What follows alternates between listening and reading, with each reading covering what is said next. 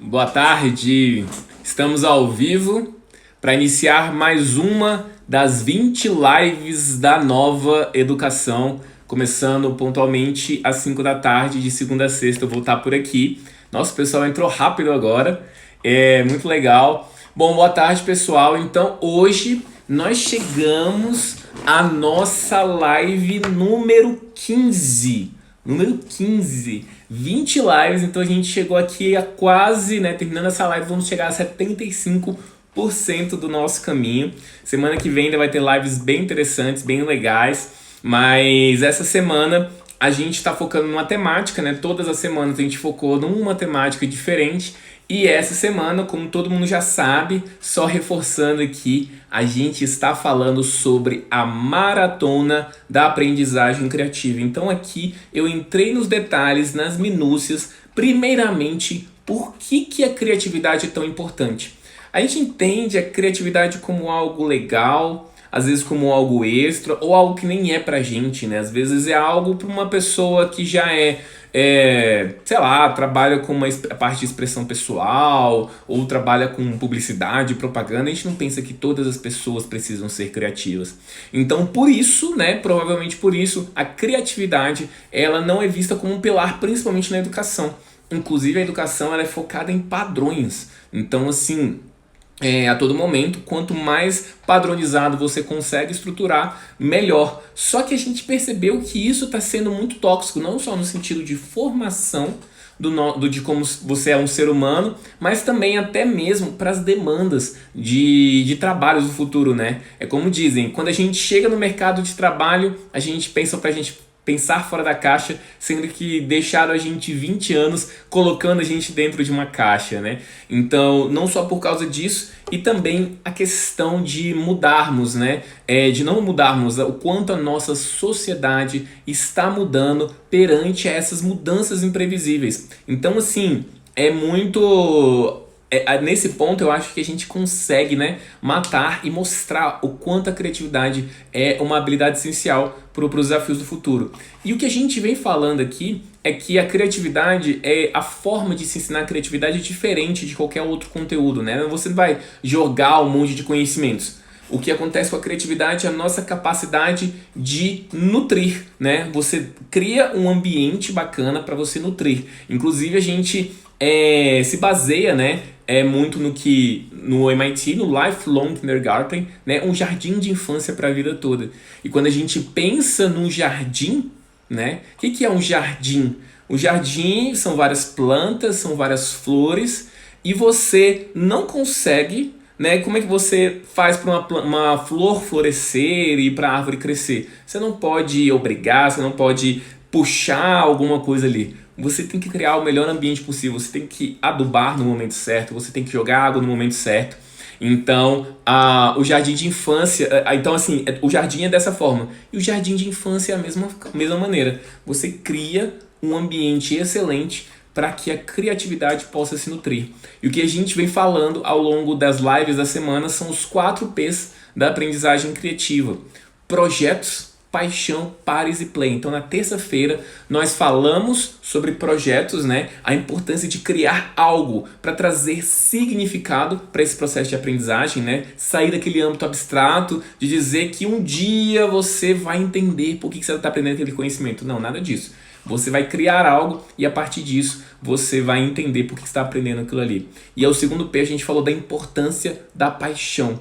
Principalmente porque um trabalho de paixão permite que você persista por mais tempo. A gente persiste por mais tempo naquilo que a gente é apaixonado. Ou seja, quanto mais a gente conseguir, quanto melhor a gente conseguir mapear o interesse do aluno com aquele conteúdo que ele precisa aprender, maior a chance dele reter esse conhecimento. E aí vem do nosso desafio de pensar formas e temáticas, né, para conseguir engajar esse aluno. E lembrando, né, que somos todos diferentes, então vem esse grande desafio. E ontem a gente falou sobre os pares, né? Fizemos a comparação da pequena potência com a grande potência. Então a pequena potência seria trabalharmos na nossa alta performance, né, sendo criativos, sendo apaixonados, criando os nossos projetos. Mas quando a gente restringe esse ambiente para apenas nós mesmos, nós estamos trabalhando na pequena potência. E trabalhar em pares, a gente atinge essa grande potência. Ou a gente pode ter o Homem de Ferro sozinho querendo salvar o mundo, ou você pode juntar os Vingadores, né? Você pode juntar os Avengers e aí você vai ter algo, né, num nível espetacular. Então, assim, a importância disso, né, de você trazer essa sinergia, ou seja, essa capacidade de somar forças, e por isso o processo de colaboração pode ser fomentado e otimizado em todo esse processo. Então os pares ele vem com isso, né, a capacidade da gente trabalhar em conjunto. E aí a gente chega ao nosso quarto P, né? Um P que tem uma dificuldade de ser traduzido, né? Um P que às vezes é falado no inglês mesmo, né? Que é o play, né? E o play pode ser o pensar brincando, né? Pra gente manter o P ainda, né? No português. A gente pode falar da exploração lúdica, né? Já não é um P, mas a gente vai ver que a exploração lúdica é uma palavra que vai retratar bem o que a gente está querendo falar. E assim, a experiência que eu queria iniciar na live de hoje, dizendo, né, comentando com vocês, foi de uma história que nem aconteceu comigo no meio do ensino mão na massa, por assim dizer. Ano passado, eu fui chamado para dar aula num retiro para jovens, né? E já dou aula para retiros de jovens há um tempo e tudo mais. E tenho uma certa experiência nisso, só que dessa vez o pessoal queria inovar. Eles queriam trazer uma perspectiva diferente, né? E eles falaram assim, não, o problema é que às vezes o professor fica falando muito, a gente fica dando lições de morais, e então vamos ver o que a gente consegue puxar deles. E o pessoal que estruturou o conteúdo, não fui eu fui só um mero peão ali, por assim dizer, né? Ele estruturou da seguinte forma, ó, a gente vai ter 2 dias de atividade. A gente não vai ter, vamos dizer assim, palestras nem nada disso. Nós vamos separar várias turmas. Essas turmas vão ter no máximo 10 pessoas, né? Vai ter o seu instrutor e a gente vai ter uma sequência de jogos e atividades. E basicamente o que a gente vai fazer para esses jovens é eles realizarem esses jogos e atividades. Se der certo, a gente fala parabéns, que legal que deu certo. E se der errado, infelizmente a equipe não conseguiu lograr êxito. Lembrando que isso aqui, de novo, né, é uma atividade mão na massa, estava muito mais relacionada à questão de autoconhecimento e esse tipo de coisa. E assim, foi uma experiência muito interessante. Por quê? Qual foi a premissa das pessoas quando elas trouxeram essa proposta pra gente? Que, às vezes, quando a gente entra em sala, tanto a gente, às vezes os alunos, a gente fica muito preso no âmbito da teoria, né? Então, quando a gente fala nessa questão mais religiosa, de autoconhecimento, a gente pode decorar frases feitas, falar várias lições de moral, mas a gente acaba esquecendo de nós mesmos. Então, o que aconteceu ali? A gente tinha, por exemplo, vou dar só um exemplo de um desafio que a gente passou para os meninos. Um dos desafios, a gente dava um saco de um coisa de macarrão, um pacote de macarrão e fita durex. Acho que era só isso. E fita durex. Aí você falava assim para eles: gente, é o seguinte, a missão de vocês é construir a torre mais alta possível. Inclusive, essa é uma atividade muito boa para fazer até ensino mão na massa mesmo. O que acontece? Essa atividade, ela não é impossível, mas ela beira ao impossível. E foi até interessante porque antes da gente passar essa atividade para os jovens, a gente foi treinado, né? A gente passou por um treinamento e foi realizar essa atividade. E aí, quando eu fui realizar aquela atividade, né? Eu sou o cara maker, mão na massa. Então, quando veio aquilo ali, eu me senti na responsabilidade, né? De, lograr êxito naquela atividade, né? E é muito difícil, gente. Se vocês tentarem subir uma torre de 1,80 m só usando macarrão e fita crepe, vocês vão ver que beira ao impossível. Algumas vezes algumas pessoas conseguem, mas realmente demanda uma técnica muito, muito específica. E assim, qual era o grande objetivo de atividades como essa? É que ao terminar, o mais importante não era se eles conseguiam fazer ou não, naquele caso, né, naquele tipo de atividade. A pergunta que ficava era: como vocês se sentiram, ou por conseguir dar certo, ou por conseguir dar errado. Então, tentei subir lá a torre de 1,80 m. Vários deles ficaram apáticos, tipo assim, isso é impossível, eu não vou tentar. Outros foram tentando como podia e tudo mais. E isso a gente trazia como reflexão para a vida deles. Então, quando a gente coloca as pessoas para fazerem algo, para criar algo, não tem espaço para mentiras. Você é você. Quando você tá numa dinâmica, num jogo, você se doa por inteiro. Então é diferente de, às vezes, você estar numa conversa filosófica e você dizer que o certo era fazer isso ou aquilo. Na hora do jogo é você mesmo. Isso, quando eu passei por essa experiência, me lembrei muito de uma frase de Platão que, inclusive, é completamente relacionada a jogos, que ele diz o seguinte, que, vou até pegar aqui na minha colinha, ele fala assim, você pode descobrir mais sobre uma pessoa em 1 hora de jogo do que em 1 ano de conversa. Esse é o poder do brincar. Esse é o poder dessas atividades mão na massa. Então ainda nem entrei no âmbito maker, no âmbito da aprendizagem criativa, eu estou falando sobre autoconhecimento. Sobre autoconhecimento. Né? O brincar, o fazer diz muito sobre como nós somos, de como nós lidamos. Então a gente ficou com aqueles jovens e foi uma experiência incrível. Tinha uma outra regra também que era muito interessante, que eles falavam assim, ó, a gente não pode falar, né? Não é que a gente não pode falar, a gente só pode... Vou dar um exemplo. A pessoa falava assim, eu tô brigando tenho um conflito com meu irmão. Meu irmão é assim, é assado. Qual é o nosso reflexo como professor? Não faz isso, poxa, vocês, irmãos, têm que se respeitar, nananana. Então a gente começa da lição de moral. E uma das lições era, não dê lições de moral. Você fala assim, o máximo que você pode fazer é contar uma história sua. Então você pode falar assim, eu, quando era mais novo, ou na semana passada, também tive um conflito com meu irmão. E aí eu resolvi assim, assado. Então você traz pro seu lado, você não traz pro lado da outra pessoa. Porque a gente foca mais na experiência de cada um. Então, de novo, né, a gente trazer a reflexão pro lado interno do que realmente a questão da gente passar. E a gente como professor, eu tô falando isso porque a gente como professor, a gente tem esse reflexo, né, de, poxa, eu tô aqui meia hora falando com vocês, então eu tô querendo o quê? Injetar conhecimento dentro de vocês. Mas eu tenho certeza que qualquer coisa que eu quiser ficar falando aqui por horas, se você vivenciar tudo aquilo que eu tô tentando falar 20 lives, se você vivenciar por 5 minutos, você vai absorver muito mais. Muito mais. Quando eu falo de aprendizagem criativa e o quanto as crianças podem engajar e quanto elas podem ser diferentes com essa experiência, você escutou, você, poxa, legal, mas quando você vivenciar isso, é completamente diferente. Então o play, o brincar, ele está muito relacionado a isso. Uma reflexão, né, interessante até que eu vi certa vez é o seguinte, assim, que geralmente a gente pensa que o processo do pensar está muito relacionado àquela obra de Rodin. Não sei se vocês acham assim, que obra de Rodin, mano? Aquela do pensador, aquela que tem aquele cara, o cara fortão com a cabeça assim e com a mão aqui, né, no queixo. E a gente pensa que o pensar é isso, né? Você vai aprender sobre as coisas nesse processo do Rodin, né? E uma atividade introspectiva, uma atividade interna, né, onde você só fica confabulando ideias. E a verdade é que não, né? Inclusive, o que a gente aprende sobre toda essa questão do ensino mão na massa é que a gente aprende com as mãos.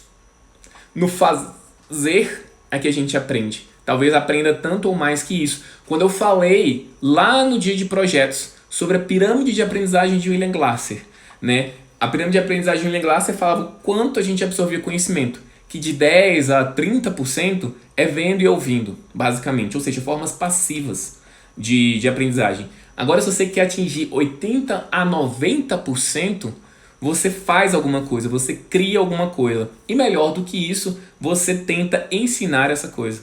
Então, quando você tenta ensinar, é a melhor forma de absorver conhecimento. Então, por isso, o processo de aprendizagem está muito relacionado a essa coisa do mão na massa, não é papo furado, né? Não é blá blá blá, porque quando você experimenta, é muito mais intensa a situação. Então, quando a gente vai falar de play, né, ele às vezes é um tanto menosprezado, inclusive porque é difícil de compreender. Né? Como é que você traduz isso para o português? Porque o play, lá no inglês, ele tem vários significados. O play pode ser play de brincar, né? Ou seja, pode ser play soccer, que é jogar futebol, pode ser play de piano, que é tocar piano. Então o play, ele vai estar relacionado a diversas coisas. E quando o pessoal do Lifelong traz o play para explicar como uma das ferramentas, um dos princípios, um dos pilares da aprendizagem criativa, ele mostra que o play está relacionado principalmente, tem a parte lúdica, né, da diversão, mas não é... Eu só tô com a palavra em inglês, né? Não é fun, não precisa ser, é divertido. Tudo que é divertido é aprendizado? Não é questão disso, né? E não questão de aprendizagem criativa. A aprendizagem criativa acontece na exploração lúdica. Então, o que é essa exploração lúdica? Quando você testa processos, quando você experimenta, né? Quando você erra e tenta de novo. Então, isso é uma exploração lúdica, né? Uma exploração que às vezes não tem tanto, vamos dizer assim, compromisso, né? Mas você está explorando e você está testando e você está conhecendo sobre aquilo. E a gente percebe que as crianças, elas já têm esse hábito de exploração lúdica muito natural. Elas gostam de pegar coisas, testar coisas, e como é que abre, como é que fecha, coloca na boca. Então, a todo momento elas estão explorando. O que às vezes a gente nem percebe, não consegue conceber, é que as crianças, elas funcionam como pequenos cientistas. A todo momento elas estão criando hipóteses de como as coisas funcionam. De que, cara, o que é essa textura? Por que acontece? Se eu apertar, se eu cheirar, o que é isso? Então elas estão explorando a todo momento, né? Então trazer essa exploração lúdica se trata disso, de você testar, experimentar, porque essa é inclusive a base da metodologia científica. Essa é a base da metodologia científica. Quando a gente, às vezes, eu falei, acho que em alguma live sobre isso, mas vale a pena reforçar, né? Você vai para um congresso, né? E você vê um projeto incrível sobre, sei lá, qualquer coisa. E aí você vê, a pessoa tem lá o artigo, o método científico, análise de resultados. Aí você pensa, caramba, né? Tem um paperzinho bonitinho, redondinho. Caramba, que legal, né? A pessoa tinha uma hipótese, testou essa hipótese, deu certo e está apresentando no congresso. Então parece que esse processo científico ele é linear. Mas quem sabe, né, quem estava lá dentro executando e fazendo as coisas, sabe que esse processo não é linear. Né? Que ela tinha uma hipótese, aí ela testou aquela hipótese e deu errado, e poxa, nada a ver, ela não sabe o que faz, e é um processo extremamente estressante, aí ela tem que mudar, tem que testar outras coisas, às vezes ela tenta meio que por acidente fazer aquilo e dá certo e tudo mais. E aí você vai crescendo nessa jornada. Então a exploração lúdica, quando a gente permite as crianças testarem, né, e conhecerem o próprio processo, a gente está instigando esse pensamento científico. E acaba que a gente traz o conhecimento de uma forma muito linear, muito em cada caixa, né? Hoje vamos aprender sobre matemática, então tá, é a caixa da matemática. Vamos aprender sobre português. É a caixa do português. Só que a verdade é que na vida real, tudo está integrado. Né? E a gente tem que ir testando esses processos. Então, assim, o play, na verdade, ele vai tratar dessa exploração lúdica, entendendo como funciona esse processo. Né? Eu tava um dia, no começo dessas lives, acho que foi... Cara, no começo da quarentena. O que aconteceu comigo na quarentena? Eu moro sozinho, só que nessa coisa, né, de ficar gerenciando os cursos, gerar conteúdo e tal, eu não tenho muito tempo e também eu tenho um pouco de preguiça, por exemplo, de cozinhar, assim. Não é uma coisa que eu manjo. Eu não sou ruim, não sou um desastre, mas eu não sou bom. E eu percebi, assim, a gente, no começo ali da quarentena, muita gente estava estocando comida, né? As pessoas não sabiam o que ia acontecer, então os mercados estavam lotados, as pessoas estocavam comida. E eu fiquei pensando assim, cara, se eu ficar estocando comida, eu me conheço, que eu tenho uma cabeça de gordinho, eu vou comer tudo no primeiro dia. Se eu comprar biscoito, se eu comprar coisa gostosa que eu tiver acesso fácil, eu vou engordar rapidão. E aí eu falei, não, então eu vou ter que usar uma técnica diferente. E aí eu falei, então eu vou ter que cozinhar. Por quê? Porque vai dar trabalho, e aí eu não vou comer tudo de uma vez, aí eu posso cozinhar para ter um largo espaço e tal. E assim, eu conversando com uma amiga na época, pedindo dicas, né, de que dava para cozinhar, que dava para fazer. E eu vi assim, que não era uma coisa que eu entendia muito, e foi muito engraçado, porque nesse momento eu fiz um stories e perguntei para as pessoas assim, o que você acha que é mais fácil? Cozinhar ou fazer robôs, né? Trabalhar com robótica. E a maioria esmagadora falou que era cozinhar. Assim, que cozinhar era muito mais fácil. Muito, muito mais tranquilo. E eu percebi que como isso varia de pessoa para pessoa. Como isso é relativo. Por quê? Porque para aquela pessoa, para a maioria das pessoas é mais natural. Cozinhar é natural, né? As pessoas já fazem isso no dia a dia. A robótica é algo mais quase esotérico, né? Mas pra mim não. Por quê? Porque eu trabalho com isso todo dia, né? Eu ensino pessoas todo dia, eu tô imerso naquele processo todo dia e eu já entendo como é que as coisas funcionam. Então, assim, no meu caso, cozinhar era mais difícil. Mas eu percebi que o processo do cozinhar é bem parecido com o processo de desenvolver projetos de robótica. Porque o que acontece no começo? No começo você está lidando com algo completamente desconhecido. Então um dia eu, sei lá, eu resolvi fazer frango xadrez. Eu falei, vou dar uma incrementada, nunca tinha feito frango xadrez. E aí eu ficava tentando seguir a receita, né? Vou cortar aqui o frango, vou temperar, aí tinha que pegar uma maisena e misturar com não sei o que. Cara, será que isso vai dar certo? Aí você fica seguindo a receita. É uma questão meio de fé até, assim, porque você não sabe o que vai acontecer. E você vai, faz as coisas todas e tudo mais, e mistura, e aí no final dá certo. Fica 100%?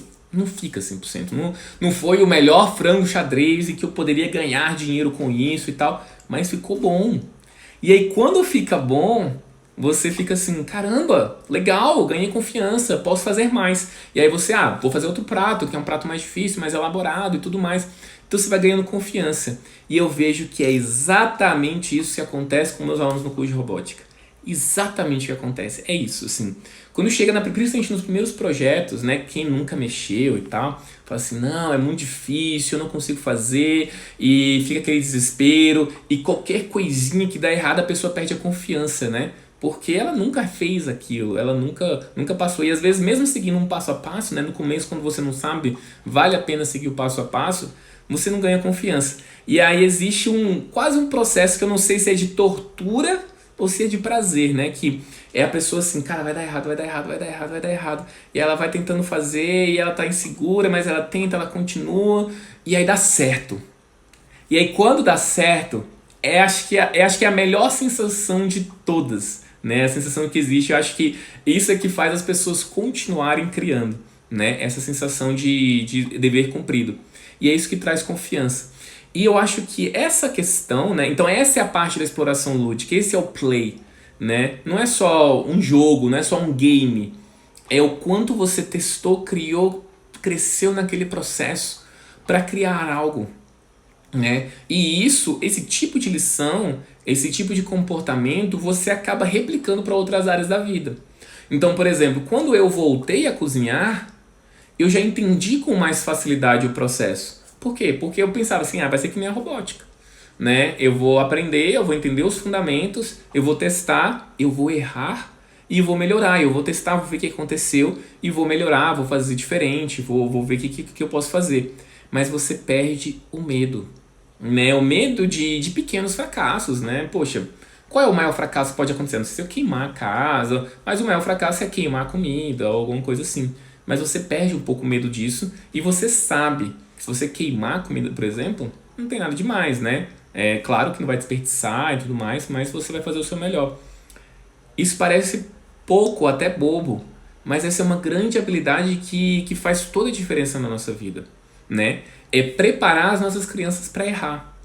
Porque o erro, existe um grande estigma com relação ao erro. A gente não pode errar, né? As nossas provas, elas são certo e errado, né? E quem tira uma nota baixa é quem errou mais, e quem acertou mais está mais, quer dizer que é mais bem sucedido. E a gente não entende o processo, né? E o play está relacionado a isso, a testar. O play está relacionado a experimentar. Porque esse experimentar pode levar a uma situação de fracasso, de queimar a comida, por exemplo, ou de você fazer uma receita completamente diferente, gostosa e maravilhosa. E isso vale para a robótica também. E eu vejo, por exemplo, eu vi um relato de uma aluna minha, a Bianca, ela fez uma live comigo na Semana da Robótica, e foi interessante. A Bianca, ela é professora do Jardim de Infância, né? Da aula de tecnologia para o Jardim de Infância, muito louco, assim. E ela comentou, né, que depois que ela fez essa trajetória com Arduino e tudo mais, ela começou a, vamos supor, sei lá, deu problema no controle remoto da casa dela. Ela queria fuçar, ela queria entender, ela queria consertar e tudo mais. A gente não aprende sobre isso no curso. A gente não aprende como consertar aparelho eletrônico. Mas você entende a essência. É assim que funciona a energia, assim que funcionam as coisas. Mesmo que você não saiba, você começa a ousar, a fuçar e querer fazer diferente. Então, isso vale para eletrônica, vale para cozinha, vale para tudo. Vale para o processo de inovação. É muito difícil você falar em inovar, né? Várias vezes as empresas querem falar em inovação, querem fazer coisas diferentes. Só que inovação, primeira coisa, é você começar a trabalhar uma jornada que você não conhece, né? E se você não conhece, você está suscetível a erro. Só que as pessoas elas esperam, eu quero um plano muito bem estruturado. Isso já deu certo? Ou isso deu errado? Aí você, cara, não sei, é um caminho novo. A gente vai ter que desbravar para conhecer. E isso pode ser maravilhoso ou não, né? Então, é que nem você pensar... É muito louco, assim. Eu tava lendo um livro sobre as navegações, né? Na época de Portugal e tudo mais. E é tão insano, né? Pensar em navegações, porque as pessoas, elas não tinham tinham um conhecimento técnico, mas não tinham um conhecimento absurdo. Várias pessoas achavam que a Terra era plana, né? Inclusive, algumas pessoas ainda acham que a Terra é plana. E aí o barco o cara ia para um caminho totalmente desconhecido, para procurar uma terra totalmente desconhecida. E demanda muita coragem, né? E você precisa dessa coragem, de se arriscar. E com isso conheceu toda uma terra nova, foi uma junção, um momento muito emblemático para o mundo. E para a gente inovar e para alçar novos caminhos, né? A gente precisa que as nossas crianças tenham esse processo. Então ele está totalmente relacionado à aprendizagem criativa. E o play, né, a gente sempre associa ao brincar, ao estar nesse processo lúdico. E é interessante que a gente até pensa, poxa, e brinquedos, né? Poxa, será que qualquer brinquedo ele potencializa a aprendizagem criativa? E é bem interessante, né, pensar sobre isso. Eu lembro que, acho que ano passado, eu não sei se foi aniversário ou Dia das Crianças, eu tenho um sobrinho, tenho alguns sobrinhos, mas eu tenho um dos meus sobrinhos mais velhos, ele tem 8 anos de idade, e eu fui dar eu sempre fiquei procrastinando para dar presente de aniversário para ele. Primeiro porque eu tava quebrado de dinheiro, eu tava sem dinheiro, e brinquedo para criança é muito caro, e depois também porque eu tenho um receio com um brinquedo. Às vezes a gente dá um brinquedo e é uma criança que tem uma condição boa, né? Meu sobrinho. Então às vezes ganha um monte de brinquedo e às vezes não dá o devido valor, né? E teve um dia que eu tava pensando muito, até nesse negócio de processo maker, processo mão na massa, e nessa história de estar devendo um presente pro meu sobrinho. Eu cheguei pra ele assim, Otto, seguinte, eu não vou te dar presente, mas a gente vai fazer o seu presente. Aí ele, como assim? Eu vou vir aqui na sua casa, eu vou trazer um kit de robótica e tal, né, que era o Arduino, e a gente vai fazer coisas com ele. Aí, nossa, que legal, ele já sabe que eu trabalho com robótica e tal, só que ele era muito novinho, né, pra gente fazer qualquer coisa, e poxa, com 8 anos já é uma idade legal pra começar a trabalhar com isso. E aí eu fui pra casa dele, não levei muita coisa, levei o Arduino, levei um papelão e um isopor, acho que só. E basicamente, assim, ensinei pra ele como é que pisca as LEDs, como é que faz o buzzer tocar, só que assim, um processo muito longo, muito demorado, porque ele não tinha nenhum conhecimento disso. Então a gente tentava colocar, aí a gente começou a fazer uma caixa de papelão. Só que a gente não tinha uma caixa pronta, né? Eu tinha os pedaços de papelão, eu falei, vamos fazer o seguinte, vamos cortar as faces, né, os pedacinhos, depois a gente cola com o Durex. Aí foi colar. Então só isso aí, então nem tô falando de eletrônica, né? Só de fazer isso aí já era um trampo, né? Então a gente ficou 1 hora nisso aí. Aí foi até engraçado que ele falou assim, nossa, eu vou passar a valorizar mais as caixas, porque fazer caixa dá muito trabalho. Então olha só, a primeira lição, a primeira sacada aí, quando ele entende sobre o processo, ele vai valorizar muito mais o produto. O meu sobrinho, abastado, fez uma caixa Zé Ruela, tipo assim, uma caixa tosca, mas ele entendeu sobre o processo. E com isso ele valorizou mais. O que às vezes é difícil para uma criança que vive esse tipo de realidade. Beleza, continuamos. Aí fomos lá e fizemos uns furinhos para colocar os LEDs e tudo mais. Aí colocava o jumper, encaixava e soltava. Aí a gente fazia uma gambiarra para ele ficar preso. E demorou muito, aí a gente conseguiu fazer o som, sincronizar com o LED e tudo mais. E aquele barulho chato do buzzer, né? Aquele barulho de ambulância e tal. E ele adorou. Adorou. Ele, nossa, legal. Aí ficava aquele barulho de apitando do buzzer, ele ficava meio que dançando com a música e tal. Ele teve brinquedos muito mais legais. Ele já ganhou brinquedos muito mais legais que esse. Muito mais legais. Mas ele vivenciou esse processo. E foi tão louco isso que aí ele, não, eu quero mostrar pros meus amigos. Ele mora num prédio, né? Ah, quero mostrar pros meus amigos e tal. Aí a gente foi, colocou na bateria de 9 volts e tal. Aí ele desceu com os amigos dele, assim, pra mostrar pros amigos aquela caixa destrambelhada. Aí foi mostrar pros amigos dele e tal. Aí, olha só, gente, eu e meu tio, a gente fez um projeto de robótica, não sei o que e tal, tudo feliz. Os meninos nem deram bola pra ele, assim, tipo assim, ah, que legal, Otto e tal, mas não foi tipo assim, nossa, que incrível. Por que aqueles meninos não acharam incrível? Porque eles não vivenciaram o processo. O meu sobrinho achou incrível porque ele demorou 3 horas pra fazer aquele trabalho do Zé Ruela, mas que ele foi, tentou, aprendeu e tal. Então, o criar, né? O criar o projeto trouxe significado pra ele. Tem uma vez que eu vi uma frase, não sei, acho que foi num seriado, né? Que as pessoas falam assim, né? Quando a gente atinge condições melhores, né? Monetárias e tal, acontece muito disso, né? De muita gente às vezes ter vivido numa classe mais pobre e ter melhorado de vida. E a gente fica muito preocupado em dar para os nossos filhos aquilo que a gente não teve, né? Poxa, eu vou dar para meu filho aquilo que eu não tive. E muitas vezes a gente esquece de dar para os nossos filhos aquilo que a gente teve. De dar aquilo que a gente teve, isso para os nossos alunos, para os nossos sobrinhos, para os nossos filhos. O que acontece às vezes nas condições mais difíceis, as condições mais adversas, elas demandam da nossa criatividade. Então, se a pessoa não pode ter um boneco, uma boneca super bonitinha e tal, ela vai pegar uma boneca de pano e vai fazer um olho de botão e tal. Só que o criar é uma grande jornada ali. Então, assim, será que qualquer brinquedo, né, voltando àquela questão, né, será que qualquer brinquedo instiga a criatividade? Não necessariamente, né, porque às vezes os brinquedos eles trazem uma postura mais passiva. Então eu pego, sei lá, um boneco, exatamente, um bonequinho que fala, que faz xixi, que falta andar sozinho, que tem uma inteligência artificial e tudo mais. O que a gente percebe nesse processo é que provavelmente os engenheiros, os designers, as pessoas que estavam criando aquele brinquedo, com certeza aprenderam um monte, né? Caramba, como é que eu vou fazer para esse brinquedo interagir e tal, e ser divertido, a experiência ser bacana. E a criança, quem está brincando com aquilo ali, às vezes não aprende tanto.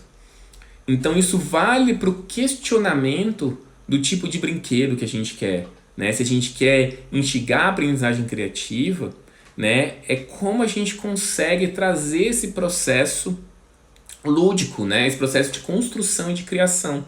E que às vezes não vai ser o processo mais refinado, ou ele vai criar uma super tecnologia, mas ele vai entender mais sobre o processo. A própria premissa do Scratch foi criada assim, porque geralmente os jogos de computador, os jogos de computador em geral, eles têm um início e um fim, né? Tipo assim, você não tem muito como criar. Se eu jogar um jogo e você jogar um jogo também, a gente vai passar pelas mesmas fases. A gente vai fazer mais ou menos as mesmas coisas. Então a jornada é a mesma, é do ponto A para o ponto B. Eu posso demorar mais, posso demorar menos, às vezes tem umas passagens secretas e tal, mas é do ponto A para o ponto B. E quando uma proposta como o Scratch é criada na sua filosofia, muito pautada na aprendizagem criativa, qual é o seu grande pilar? O seu grande pilar é que as pessoas criem, que elas tragam identidade. Então, com isso, você tem diversidade de projetos. Numa mesma turma, no mesmo conjunto de crianças, no mesmo conjunto de jovens, cada um, faça um diálogo, mas cada um vai fazer um diálogo diferente. Faça um jogo, cada um está fazendo um jogo diferente. E as pessoas conseguem se expressar e criar e potencializar essa criatividade. Então, o caminho não é só do ponto A para o ponto B, é do ponto A para o ponto X, do ponto A para o ponto Y. Então a gente consegue, né, trazer. Aí cada um vai testando, vai pegando aqueles bloquinhos. O próprio processo do Scratch, ele traz essa questão de o encaixar blocos é testar, experimentar. E se eu colocasse esse bloco, o que acontece? Deu errado, vamos tirar. E se eu fizesse isso? Deu certo, vamos continuar. Então você trazer esse processo lúdico, né? Esse processo do... não é uma exploração dolorida, não é uma exploração doída. É uma coisa que acontece naturalmente, né?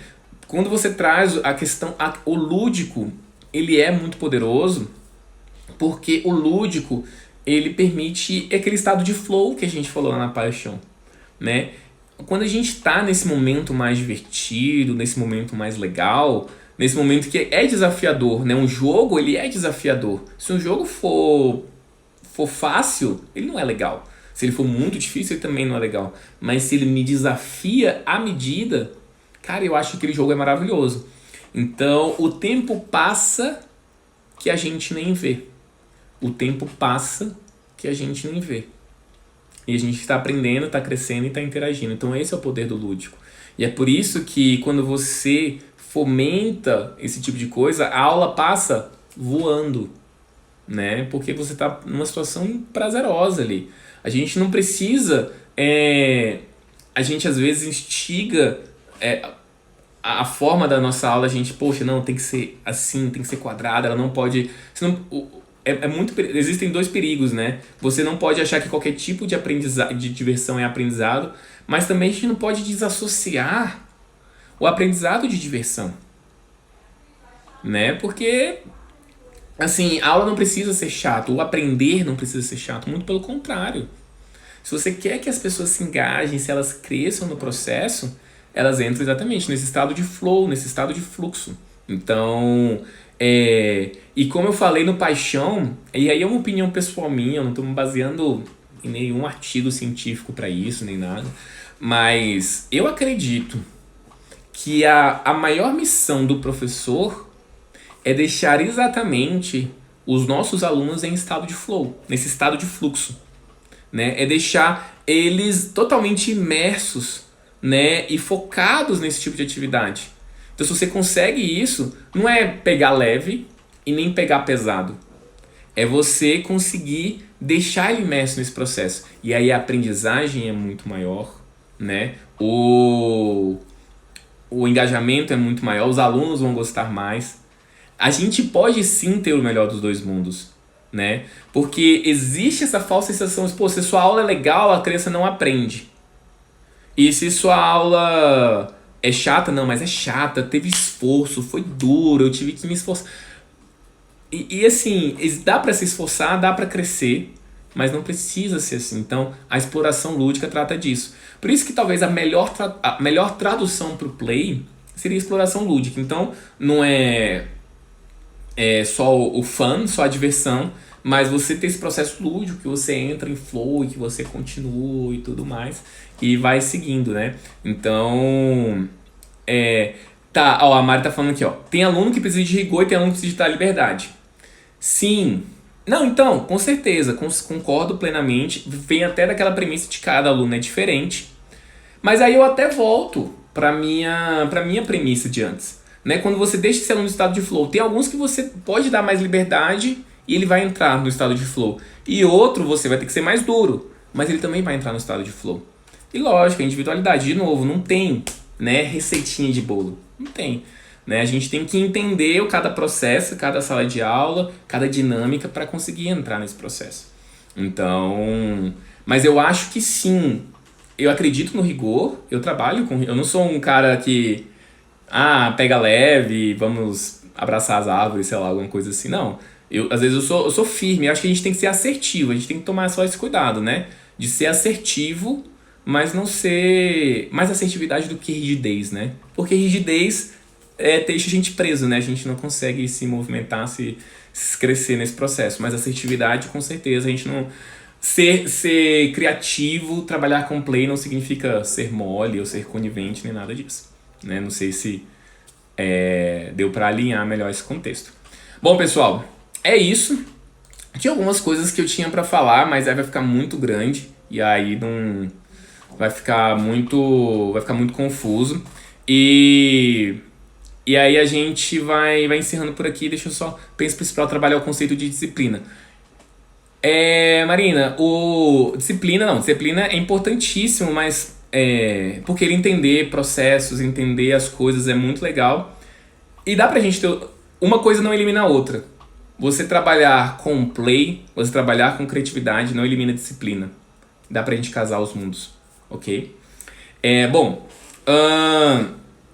Gente, finalizando aqui, alguns recados clássicos, né? A gente tá com o nosso grupo de Telegram, então se você quer entrar no nosso grupo de Telegram, entra lá no link da bio. Eu saio daqui, já faço o resumão lá no grupo de Telegram. Vou deixar a fotinha, minha fotinha aqui embaixo, com a 15ª live. E vocês vão lá e comentam e tal sobre qual foi o maior aprendizado, qual foi o maior insight aqui, tá bom?